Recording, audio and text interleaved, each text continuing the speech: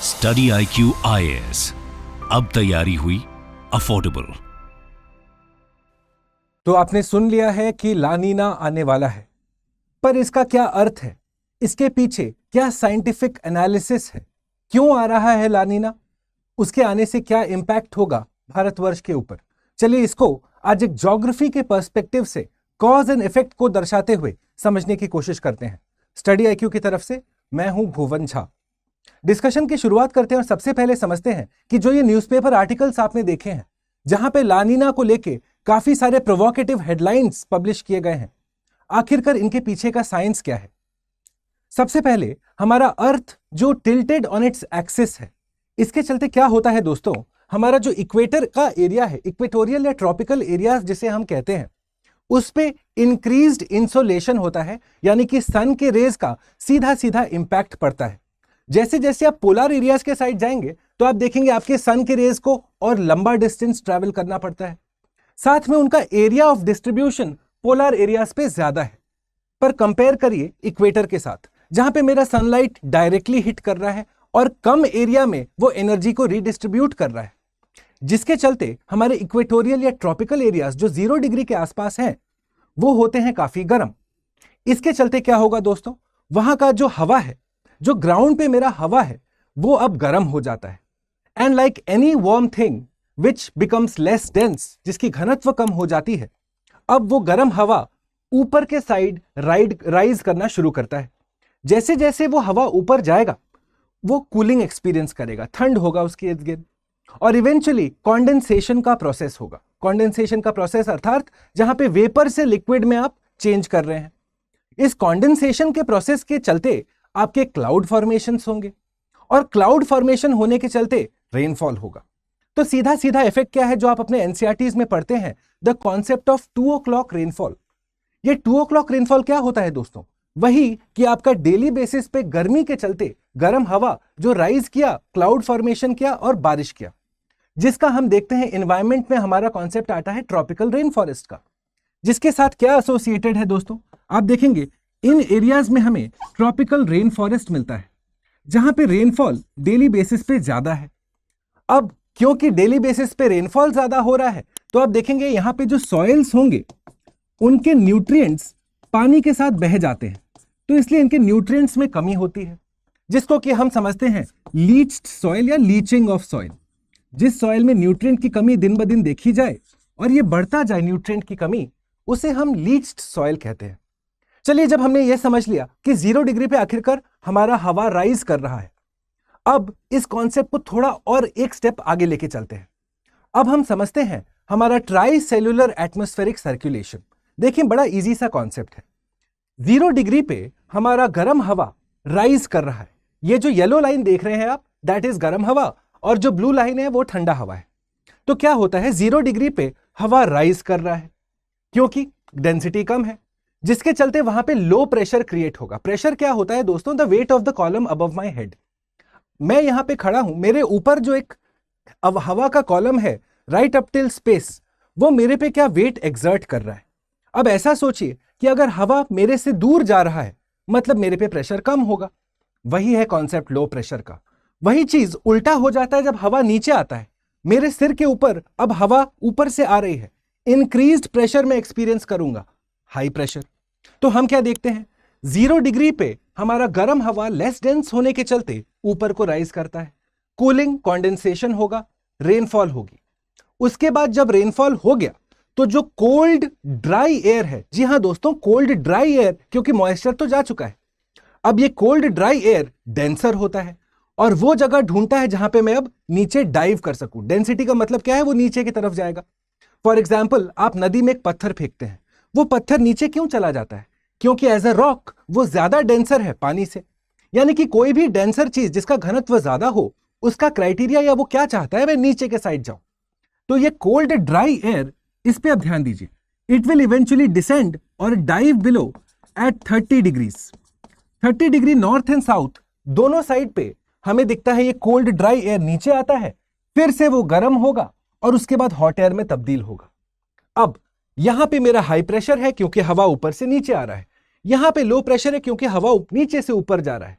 Ground पे क्या हुआ, एज अ रूल आपको पता होगा कि हवा high pressure to low pressure जाता है ग्राउंड पे, यानी कि यहां पे एक प्रेशर ग्रेडियंट क्रिएट हो गया, यहां पे हाई प्रेशर है, यहां पे लो प्रेशर है, जिसके चलते मेरा हवा अब फिर से ऐसे वापस इक्वेटर की तरफ बहना शुरू करता है। तो ये जो एक साइक्लिकल मोशन ऑफ विंड हमने देखा, इसको हम कहते हैं Hadley cell of atmospheric circulation. अगर इसको और बारीकी से समझें तो कुछ ऐसा चल रहा है दोस्तों। इन माई नॉर्दर्न हेमिस्फेयर माई हवा, जो हवा है वो सरफेस की बात कर रहा हूं मैं, ये सरफेस पे मेरा हवा बह रहा है, 30 से 0 की साइड आ रहा है। अब एक और कदम, एक और छोटा सा कॉन्सेप्ट समझिए। ये जो बहता हवा है ये अब एक फोर्स एक्सपीरियंस करता है जिसका नाम है कोरियोलिस फोर्स। ये अर्थ की रोटेशन की वजह से होती है।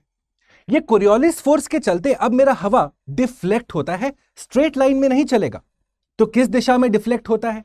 नॉर्दर्न हेमिस्फेयर में ये दाहिने साइड डिफ्लेक्ट होगा। किस दिशा में? जिस दिशा में वो बह रहा है, अपने दिशा, अपने राइट साइड पे।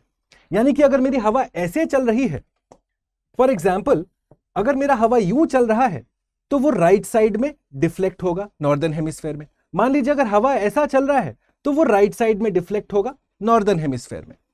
तो हम क्या देखते हैं, 30 डिग्री पे ग्राउंड पे अब मेरा हवा डाइव कर चुका है, अब वो 0 की साइड जाएगा और वो राइट साइड डिफ्लेक्ट होगा।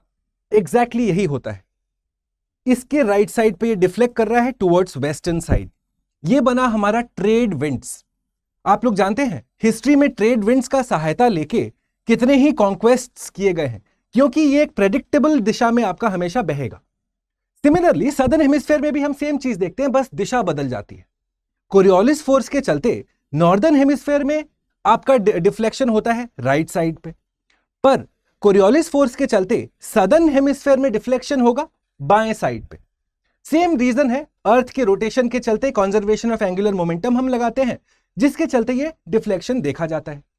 अब इवेंचुअली क्या हुआ, लेफ्ट साइड इधर से, राइट साइड इधर से, यानी कि एट माई इक्वेटर दोस्तों आप देखेंगे दोनों साइड से हवा कन्वर्ज कर रहा है, 30 डिग्री साउथ और 30 डिग्री नॉर्थ। इसी को हम कहते हैं इंटर ट्रॉपिकल कन्वर्जेंस जोन, जहां पे दोनों साइड से सरफेस हवा कन्वर्ज करती है। नेट डायरेक्शन होगा फ्रॉम ईस्ट टू वेस्ट। अगर यह कॉन्सेप्ट आपके मन में क्लियर हो गया है, एक बार लाइक करना इस क्लास को, इस डिस्कशन को, इस प्रेजेंटेशन को जरूर इंश्योर करिए। आप लोगों के लाइक्स, आप लोगों के कमेंट्स, आप लोगों का सपोर्ट हमारे लिए प्रोत्साहन का काम करते हैं। चलिए, जब हमने ट्रेड विंड्स के बारे में समझ लिया, अब समझते हैं ला नीना, एल नीनो और बाकी सारा एसोसिएटेड कॉन्सेप्ट्स। ओके, अब सबसे पहले बिफोर वी डिस्कस ला नीना, सबसे पहले समझते हैं कि हमारा जो भारत के ऊपर जो मॉनसून है या मॉनसून का वेरिएबिलिटी है, उसका सीधा सीधा लेना है पैसिफिक ओशन के साथ। अभी पैसिफिक ओशन में हम क्या ऑब्जर्व करेंगे, ट्रेड विंड्स के चलते दोनों साइड से गर्म हवा कुछ यूं दिशा में आ रहा है, नॉर्दर्न हेमिस्फेयर में राइट के साइड से और सदर्न हेमिस्फेयर में लेफ्ट की दिशा में, जिसके चलते अब हवा चल रहा है दोस्तों, तो हवा के साथ ओशन का पानी भी पुश होना शुरू होता है। करेक्ट? तो आप क्या देखेंगे, नॉर्मल एयर कंडीशंस में आपका ओशन का एक बड़ा सा ब्लॉक, गर्म पानी का ब्लॉक, क्योंकि इक्वेटर का एरिया है, गर्मी होगी, इंक्रीज्ड इंसुलेशन है, प्लस जो हवा चल रहा है वो भी गर्म है, तो जिसके चलते ये जो पानी पुश हुआ दोनों साइड से, वो यहां ऑस्ट्रेलिया इंडोनेशिया के कोस्ट पे आके थम जाता है। इसका नाम होता है वेस्टर्न पैसिफिक पूल। ओके, अब ये क्योंकि वार्म वाटर है दोस्तों, तो वार्म वाटर का मतलब क्या हुआ, लो प्रेशर होगा, गर्म हवा होगा, जिसके चलते हम क्या देखेंगे, ऑस्ट्रेलिया पे लो प्रेशर बना, यानी कि वो सेम प्रोसेस अब फिर से यहां चालू हो जाएगा। आपका गर्म हवा ऊपर जाएगा, कॉन्डेंसेशन, क्लाउड फॉर्मेशन और फिर रेनफॉल। इसी सीक्वेंस में ऑस्ट्रेलिया में अब आपका गर्म हवा ऊपर जाता है, क्लाउड फॉर्मेशन होगा, रेनफॉल होगा। यहां पे है हमारा लो प्रेशर, क्योंकि राइजिंग एयर है। अब मामला आता है कि जो कोल्ड ड्राई एयर है, जो बारिश के बाद जिसका मॉइस्चर चला गया, वो अब कैसे बिहेव करेगा। तो आप देखेंगे कि यहां से एक पार्ट जाएगा साउथ अमेरिका के ऊपर और वहां पे वो डाइव करेगा, मतलब उधर बना हाई प्रेशर, और दूसरा एक पार्ट डाइव करेगा इंडियन ओशन में मैस्करीन आइलैंड्स के पास। ठीक है, हमारा मैडागास्कर के ईस्टर्न साइड पे फ्रेंच रियूनियन आइलैंड्स का आपने नाम सुना होगा, या जियोमॉर्फोलॉजी में आप रियूनियन हॉटस्पॉट के बारे में पढ़ते हैं। उसी एरिया के आसपास हमारा मैस्करीन आइलैंड्स है, वहां पे ऊपर से हवा नीचे के साइड डाइव कर रही है, वहां पे बना हाई प्रेशर। अच्छा, अब ये जो हम टाइम पीरियड बात कर रहे हैं, ये सारा कुछ जो हो रहा है ये प्री मॉनसूनल टाइम ऐसा समझिए। तो यानी कि भारत में बहुत जोर की गर्मी हुई है। India has seen a lot of गर्मी, समर सीजन है, यानी कि इंडिया में एक लो प्रेशर ऑलरेडी क्रिएटेड है। अब सोचिए दोस्तों, हाई प्रेशर यहां पे है, लो प्रेशर यहां पे है, यानी कि ये हाई प्रेशर अब इससे मिलना चाहेगा। सरफेस पे हमेशा high pressure to low pressure चलता है मामला, पर कोरियोलिस फोर्स भी है। तो आप क्या देखेंगे, यहां से अब यह हवा मॉइस्चर उठाते हुए, इंडियन ओशन से मॉइस्चर उठाते हुए पहले बाएं के साइड जाएगा, क्योंकि Coriolis force, southern hemisphere left के साइड डायरेक्शन। ये बाएं के साइड जाएगा और हिट करेगा हॉर्न ऑफ अफ्रीका को, सोमालिया कोस्ट ऐसा समझिए। वहां पे हिट करने के बाद आप देखते हैं कि अब वो इक्वेटर क्रॉस कर चुका है। इक्वेटर हैज बीन क्रॉस्ड, यानी कि अब मेरा डायरेक्शन ऑफ डिफ्लेक्शन होगा दाहिने साइड, दरवाजे खुलेंगे अब राइट साइड। तो अब ये हवा कुछ यूं बहेगी और यही हमारा साउथ वेस्ट मॉनसून बनके इंडिया की तरफ पहुंचा। ये रहा हमारा नॉर्मल ईयर कंडीशन दोस्तों। अब इसमें हम क्या देखते हैं, एक और कॉन्सेप्ट समझिए। क्योंकि western Pacific pool Australia Indonesia के पास में आके जम गया है, गर्म पानी का ये ब्लॉक है, जिसके चलते क्या होता है, क्या आप अग्री करेंगे, मुझे चैट पे बताइएगा। मान लीजिए दोनों साइड से मेरा हवा पुश होके आ रहा है, पानी पुश होके आ रहा है, पानी को धक्का दिया जा रहा है पैसिफिक ओशन में।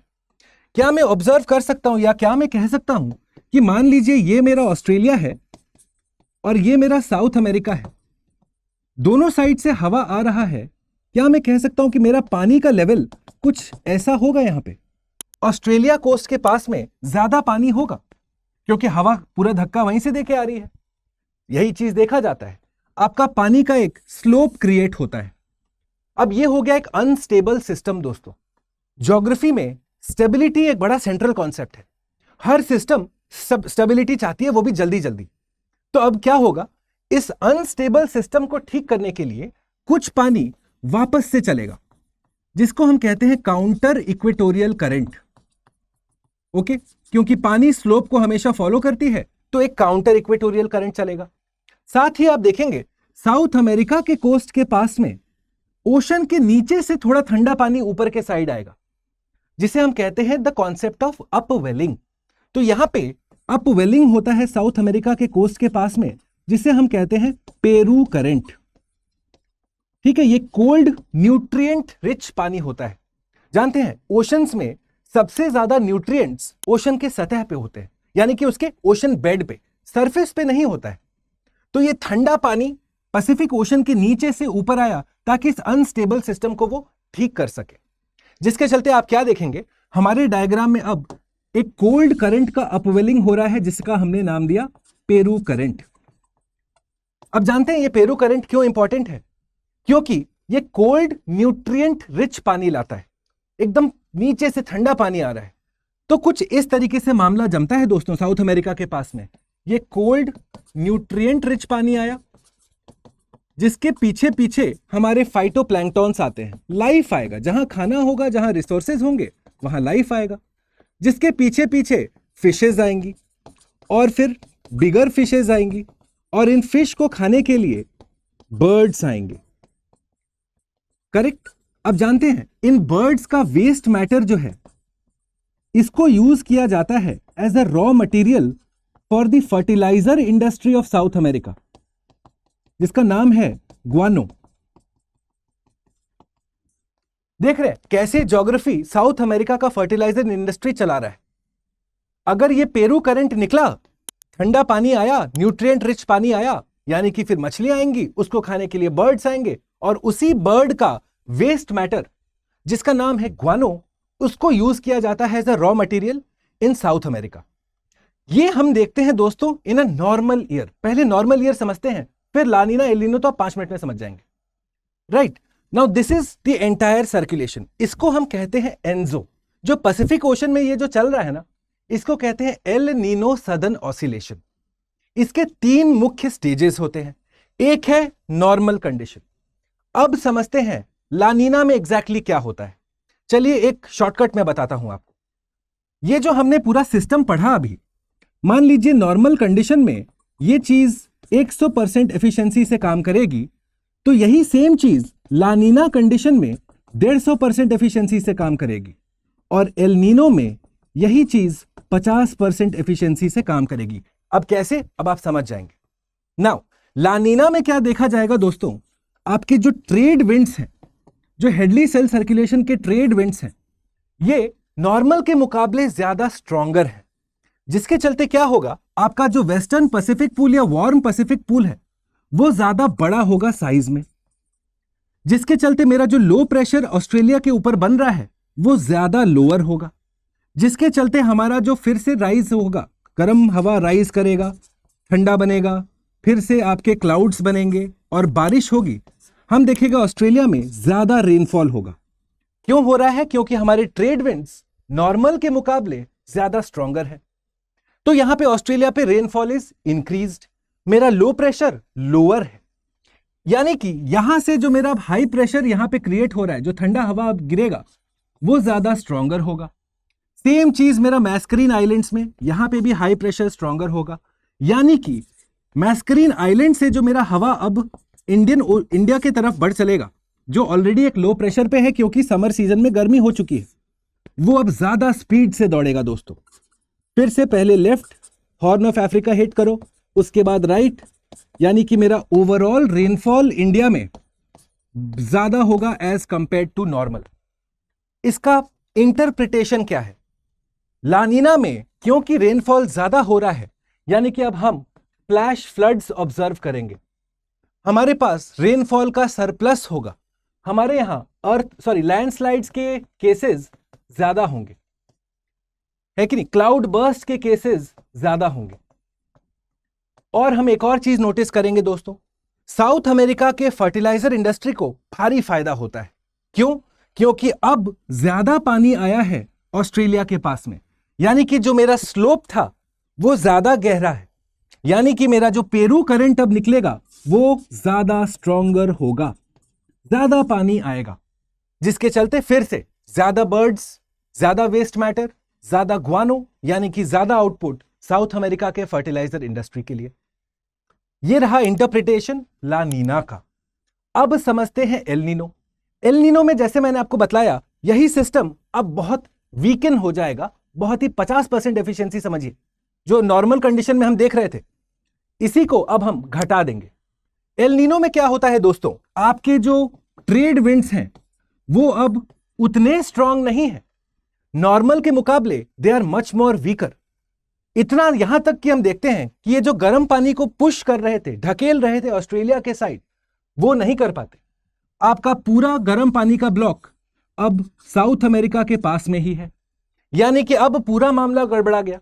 अब बना लो प्रेशर इधर, यानी कि रेनफॉल होगा साउथ अमेरिका के ऊपर, यानी कि अब जो ठंडा हवा गिरा इधर, यहां पे बना हाई प्रेशर मेरा, यानी कि अब यहां पे ड्राई कंडीशंस होंगे, यहां पे मुझे बुश फायर देखने को मिलेंगे। हमारा जो हाई प्रेशर मैस्करीन आइलैंड पे था वो अब बहुत वीक है दोस्तों। लो प्रेशर जो भारत के ऊपर गर्मी के चलते बना है वो वेट कर रहा है कि मैस्करीन से मुझे हवा मिले, मॉइस्चर हवा आए मेरे पास, पर क्योंकि एल नीनो चल रहा है, these will be much more weaker in frequency and intensity, यानी कि सीधा सीधा इंटरप्रिटेशन है कि अब भारत में रेनफॉल की कमी देखी जाएगी, यानी कि हमारे यहां ड्रॉट हो सकता है, हमारे यहां फॉरेस्ट फायर्स ज्यादा होंगे, हमारे यहां वाटर का स्कैरसिटी देखा जाएगा, सरप्लस नहीं होगा। तो अब साइंटिस्ट्स क्या कह रहे हैं कि अभी 2025 में ला नीना आने वाला है, पर मामला इतना सिंपल नहीं है। अब चलिए, जब ये सारा चीज 3-4 चीज समझ लिया हम लोगों ने, एक बार रिकैप करते हैं बहुत जल्दी से, ताकि आपको कॉन्सेप्ट में क्लैरिटी आ जानी चाहिए। First, the El Nino southern oscillation, हम ट्रॉपिकल पैसिफिक ओशन में इसको मेजर करते हैं। 3 फेजेस होंगे इसके, नॉर्मल कंडीशन, फिर warm condition, cool condition and neutral condition. 2 से 7 साल में ये फ्लक्चुएट करेगा। ओके, न्यूट्रल कंडीशन में क्या हो रहा है दोस्तों, eastern side of Pacific ocean, यानी कि आपका साउथ अमेरिकन कोस्ट के पास में, ये देखिए, is cooler than the western side. सारा गर्म पानी का जो ब्लॉक है वो हमारे वेस्टर्न साइड पे है। यहां पे ठंडा पानी है, यहां पे गर्म पानी है। लानीना में क्या होता है, यही गर्म पानी का साइज बढ़ जाएगा और एल नीनो में गर्म पानी इधर रहेगा, ईस्टर्न पैसिफिक गर्म रहेगा, जो हमने आपके लिए यहां लिखा है। एल नीनो में eastern side of the Pacific becomes warmer, क्योंकि वेस्टर्न पैसिफिक पूल या जो वार्म वाटर का पूल है, जो गर्म पानी का पूरा ब्लॉक है, वो साउथ अमेरिका के पास में है। लानीना में western side of the Pacific यानी कि ऑस्ट्रेलिया के पास में, वो that will be more warmer than normal year condition. अब यही लानीना अगर 3 साल बैक टू बैक आ जाए तो उसको हम कहते हैं ट्रिपल डिप लानीना, ठीक है, जो हमने देखा रिसेंटली। अगर आप देखेंगे लानीना कंडीशंस अगर 3 कॉन्जिक्यूटिव ईयर्स आएंगे, जो कि 2020 से 2023 तक देखा गया, तो उसको कहते हैं ट्रिपल डिप लानीना। और एल नीनो क्या था, जून 2023 से मई 2024 तक ड्राई कंडीशन चल रहे थे, फ्लक्चुएट हो रहे थे। ओके, अब अपडेट क्या है रीसेंट न्यूज का। जब आपने साइंस समझ लिया, इसके पीछे की ज्योग्राफी समझ ली, अपडेट ज्यादा इंपॉर्टेंट नहीं है पर फिर भी ध्यान देते हैं। अपडेट क्या है, लानीना वाज एक्सपेक्टेड इन पहले अगस्त सितंबर, फिर अक्टूबर दिसंबर और अब दिसंबर फरवरी। हम लोग रिवाइज कर रहे हैं। अब क्यों रिवाइज कर रहे हैं, ऐसा क्या है लानीना में कि इसको प्रेडिक्ट करने में इतनी डिफिकल्टी हो रही है? सीधा इंटरप्रिटेशन है दोस्तों कि पैसिफिक ओशन में मामला शुरू होता है हमारे ट्रेड विंड से, यानी कि ट्रेड विंड्स अगर हमारे यूजुअली स्ट्रांग नहीं हुए या स्ट्रॉन्गर देन यूजुअल हुए तभी तो लानीना आएगा। तो ट्रेड विंड्स अगर थोड़ा सा चेंज हो गए, मान लीजिए वेस्टर्लीज का इंपैक्ट हो गया, उन सब पे सीधा सीधा फर्क पड़ता है कि भारत पे क्या होने वाला है, कहां पैसिफिक ओशन और कहां भारत। पर कितने सारे चीजों का मिश्रण है और वो जाके हमारा फाइनली रेनफॉल इंश्योर करता है। अब इसमें क्या आप अग्री करेंगे कि 1-2 चीज अगर 1% से भी इधर उधर हो गया तो हमारा डेट या हमारा प्रेडिक्शन गलत हो जाएगा, जो हमने देखा इस बार। इसीलिए हमने ये फोरकास्ट को 3 बार रिवाइज किया है। अच्छा, ओशनिक नीनो इंडेक्स होता है, ये बेसिकली आप सी सरफेस टेम्परेचर यानी कि जो नदी, जो हमारा ओशन का जो तापमान है उसको आप मेजर कर रहे हो, तभी तो आप फिगर आउट कर पाओगे कि अच्छा मेरा जो वार्म पैसिफिक पूल है WPP है वो कहां बना, क्या वो साउथ अमेरिका के पास में है, क्या वो ऑस्ट्रेलिया के पास में है, या पैसिफिक ओशन के बीचों बीच है जिसको हम एल नीनो मुडोकी कहते हैं। ठीक है, तो चलिए ओशनिक नीनो इंडेक्स में हम क्या देख रहे हैं, ये -0.3 डिग्रीज के आसपास है। लानीना के लिए हमें 0.5 डिग्रीज के फिगर को क्रॉस करना है, यानी कि बड़े करीब है हम लोग, लानीना बस आने ही वाला है। ओके, अब एक्सपर्ट से that even if the ONI value touches the requisite threshold the temperature would return to normal shortly after, यानी कि जो लानीना आएगा वो ज्यादा टाइम पीरियड तक नहीं आएगा। अब अगर आप ये सोच रहे हैं कि अगले साल मॉनसून में क्या इसका हमें बेनिफिट मिलेगा, नॉट नेसेसरीली। अगर मान लीजिए लानीना कुछ टाइम तक हुआ और फिर अचानक से एल नीनो हो गए, तो आपका मॉनसून का वेरिएबिलिटी या मॉनसून का जो हम लोग इजाफा हम लोग चाह रहे हैं वो शायद ना हो। ये भी एक प्रेडिक्शन है। वैसे प्रेडिक्शंस हमारे लिए उतना इंपॉर्टेंट नहीं है, क्योंकि क्लाइमेटोलॉजी अपने में एक सब्जेक्ट बहुत ही कॉम्प्लेक्स है, इसमें बहुत सारे फैक्टर्स साथ में काम कर रहे हैं, क्योंकि एटमॉस्फेयर की बात हो रही है, और इसीलिए इनको प्रेडिक्ट कर पाना इतना आसान नहीं होता है कि एग्जैक्टली हम बता पाएं कि अच्छा लानीना इस टाइम से इस टाइम पीरियड तक आएगा। एक प्रोबेबिलिटी हम लोग डिफाइन कर सकते हैं। तो ये रहा लानीना के ऊपर एंड टू एंड डिस्कशन और उसका इंपैक्ट भारतवर्ष के ऊपर। आई होप ये डिस्कशन आप समझ पाए, सीख पाए। Please do consider leaving a like and a comment. इस डिस्कशन का पूरा PDF मैं अपलोड कर दूंगा मेरे टेलीग्राम चैनल पे। अगर आप सिविल सर्विसेज एग्जामिनेशन के लिए अपियर हो रहे हैं तो GS का एनवायरमेंट, GS का ज्योग्राफी और GS का डिजास्टर मैनेजमेंट, इसके important articles, value added material, important PDF और हर weekend every weekend question solving sessions आपके लिए होते हैं इस टेलीग्राम चैनल पे। जरूर जुड़िएगा। ओके, भुवन स्टडी IQ के नाम के साथ आप सर्च करेंगे। ये रहा मेरा इंस्टाग्राम हैंडल दोस्तों, प्लीज नोट कर लीजिए। अगर आपको इस डिस्कशन में कोई भी डाउट हुआ, I will be happy to solve it out for you. बस नाम इंस्टाग्राम हैंडल का है Bhuvan study IQ। Okay, make sure you get in touch with me अगर कोई भी डाउट हो। डाउट्स लेके एग्जामिनेशन में हमें नहीं जाना है, राइट? ओके, जाने से पहले जल्दी से बतला दूं, स्टडी IQ का ज्योग्राफी ऑप्शनल का अगला बैच का जो क्लोजिंग है उसका डेट बहुत निकट है। ज्योग्राफी ऑप्शनल ऑब्वियसली हमारे गाइडेंस में आप पूरा का पूरा सिलेबस कंप्लीट करेंगे। अगर आप 2025 के स्टूडेंट हैं, ये आपसे अपेक्षित है कि आप अपना पूरा का पूरा ऑप्शनल प्रीलिम्स जाने से पहले कंप्लीट कर लें। और अगर आप 2026 या 27 के स्टूडेंट हैं, सबसे पहले अपना ऑप्शनल सब्जेक्ट आप कंप्लीट करिए। प्राथमिकता बनाइए ऑप्शनल को, क्योंकि जब तक ऑप्शनल के ऊपर पकड़ अच्छी नहीं है तब तक आपका मेंस का स्कोर आप रियलाइज नहीं कर पाएंगे। यानी कि आपका जो पर्सनैलिटी टेस्ट में जाने का एम है कि रैंक निकालना है हमें, उस एम में, उस मोटिव में आप शायद पीछे रह जाएं। ज्योग्राफी ऑप्शनल का बैच जहां पे आपको NCERTs plus test series free of cost provide की जाती हैं। आज ही साइन अप करेंगे स्टडी आईक्यू की वेबसाइट या ऐप पे जाके मैक्सिमम डिस्काउंट के लिए। Make sure you use the code BALIVE, BA live code आपने यूज करना है। आप चाहें तो हमारे इंस्टाग्राम हैंडल पे हम एक मैसेज कर दीजिए, अगर आप एग्जिस्टिंग स्टडी आईक्यू के स्टूडेंट हैं आपको हम एडिशनल डिस्काउंट प्रोवाइड करवा देंगे। ठीक है, प्रीलिम्स 2025 के स्पेसिफिक क्रैश कोर्स भी अब उसके बहुत निकट है, उसके क्लोजिंग डेट्स, जहां पे आपको प्रीलिम्स ओरिएंटेड पढ़ाई, ना सिर्फ बेसिक्स पर advance level concepts, current affairs का integration, question solving on a daily basis, topical सवाल लगवाया जाता है। तो स्टडी आईक्यू का success in prelims plus programme, जहां पे आपको प्रिपेयर करते हैं हम specifically from the prelims perspective. ठीक है, अगर आप ऐसे स्टूडेंट हैं जो फर्स्ट टाइम प्रीलिम्स लिखने जा रहे हैं या फिर आपने पहले अपीयर किया है पर किसी कारणवश आप सक्सीड नहीं करवाए, my suggestion is get connected with study IQ's SIP plus program. इसके अंदर ज्योग्राफी और एनवायरमेंट के क्लासेस के लिए हम रिस्पॉन्सिबल रहेंगे। बस साइन अप के दौरान आपको यूज करना है कोड BALIVE। चलिए, क्रिसमस का टाइम है, make sure you enjoy the festivities, पर इस तरह के न्यूज, इस तरह के कॉन्सेप्ट्स को साइंटिफिक एनालिसिस से समझने की कोशिश करेंगे हम, ना सिर्फ की हाइप जनरेशन के हिसाब से। आई होप ये डिस्कशन आप समझ पाए, सीख पाए। Once again please do consider leaving a like and a comment. और अगर आप ज्योग्राफी ऑप्शनल के बैच के साथ जुड़ रहे हो या SIP के बैच के साथ जुड़ रहे हैं, मैक्सिमम डिस्काउंट के लिए दोस्तों make sure you use the code BALIVE। मैं बहुत जल्दी मिलूंगा आपको मेरे अगले प्रेजेंटेशन के साथ। तब तक के लिए नमस्कार, बाय। स्टडी IQ IAS, अब तैयारी हुई अफोर्डेबल।